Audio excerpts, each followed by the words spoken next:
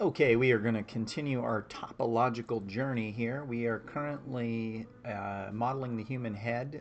When last we left, I'm going to go ahead and go to Edge here by right-clicking on the model. Notice I have symmetry on up here.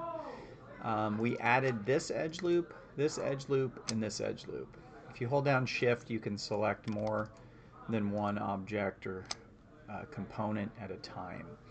Moving right along, we are going to continue cutting some edge loops for some detail around the head. This one is going to be just back between this three-edged pole here, 1, 2, 3, that makes a pole right there, and this point here. So I'm just going to shift, right-click, go to multi-cut, hold down Control, and click, and then I'm going to look at what that looks like from the side and try to make sure that it's even. We want good edge flow here, so I'm going to zoom in on the side a little bit, right click, go to vertex, and I don't want my edge or my multi-cut tool on. So if I want to get away from that, I can just hit QWER, which is select, translate, rotate, and scale. In this case, I'm just going to translate or move these points around until we get sort of a smooth transition between these edges. We're trying to get away from jagged edges for the most part. That isn't always true, but for the most part, we don't want hard, jagged edges. Remember, we're trying to create a organic creature here, a round human skull. So on that note, I'm going to go ahead and go up here and move these around just a little bit. These tweaks can be made now or later. They're easier to make usually when you have fewer polygons and points and edges to work with. Because remember, in essence, what we are doing here is translating, rotating, and scaling, which is Q, W, E, R, Q being select, W, translate, rotate, scale, and then we're doing that to vertices, edges, and faces, right? So if we may do that with a face, you might do it with a vertex, or you might do it with an edge. But that's, in essence, that's what we're doing. Now, sometimes we'll create new ones, but that's it, okay? So I'll just go ahead and hit the F key here to focus in on these two views, and then use my keys over here. Just a reminder on how to rotate and move your view around. I'm holding down Alt and the left mouse button to rotate the view around. Of course, the scroll wheel gets me in and out. If you ever want to know what keys are being clicked, there's kind of a log of them over here. So every key that I click will show up. In that case, there's the left mouse button, the right mouse button. The middle mouse button is yellow. It's kind of hard to see, but and then so on. So if I wanted to, for example, pan, I would hold down Alt and then that middle mouse button, and you can see it's logging that as we go there in the recording. But let's move on. So now what we're going to do is we're going to actually cut the sort of eye mask out. But first we're going to do a quick count for our reference. And so we're going to go to face here, and I'm going to count 1, 2, 3, 4, 5, 6, 7. And make sure that we are consistent with what our needs are there, and that is exactly how many we need. Now, in the current model that they have for reference, and I'll just show you this from the text real quick, you can see that a couple of these are a little closer together, and that would be in particular these, because this is where we're going to wind up cutting the eyes.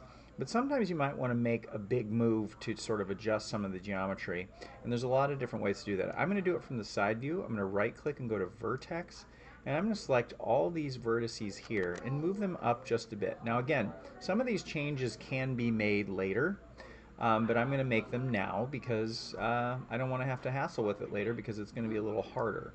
I'm going to go to the front view here, and I'm going to move these in this way. And I'm going to go to the front view here and move these out just a little bit more, so we sort of have a better edge flow. You can see we've got some jagged edge kind of going on here, so I'm going to smooth that out just a bit there, so we have more of a sort of natural curvature going through the lines, edge flow as it were.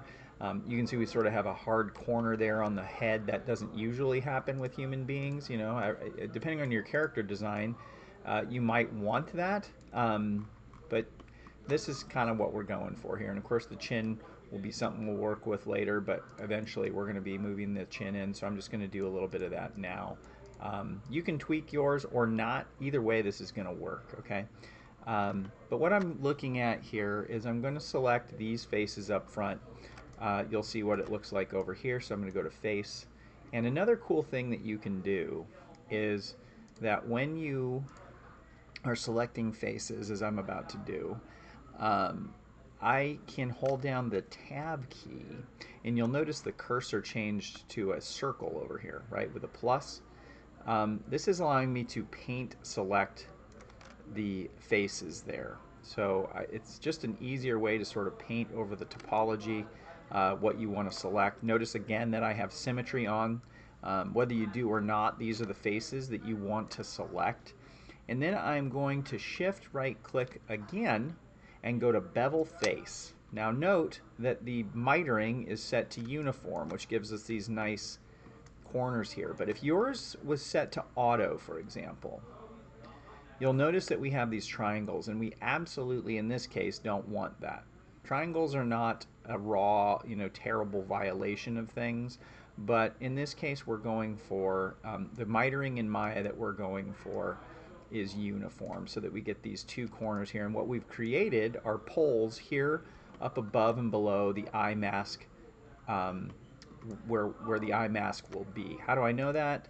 Or where the eye mask will be? I'm going to click here, shift, double click, and then that selects that edge loop here that we've created around the eye region. And that's what we're going for there. We're going to create the edge flow for the mouth, and these are the two primary areas on the face that are going to require some intentional edge flow. So I'm going to once again come over here, and I'm going to select some faces by holding down tab. Now notice that didn't come up there. If you drag like this, you've also inadvertently selected the faces behind, and we do not want that. So when you tap tab, you want to make sure that that paint select comes up. And you'll notice right now mine's not coming up. Sometimes it does and sometimes it doesn't. This could be a bug, or maybe I'm doing something wrong.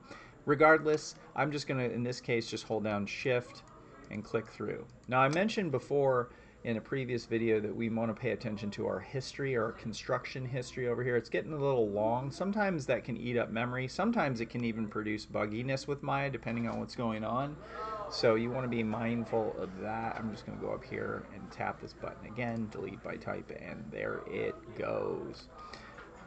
Shift right click, go to bevel face, and again we now have some of the geometry that we're going to want. It's getting bunchy up here though, so I'm going to move some of these around in the front view by going to vertex and working on that edge flow. Again, we're trying to get nice smooth lines going through each contour with symmetry on.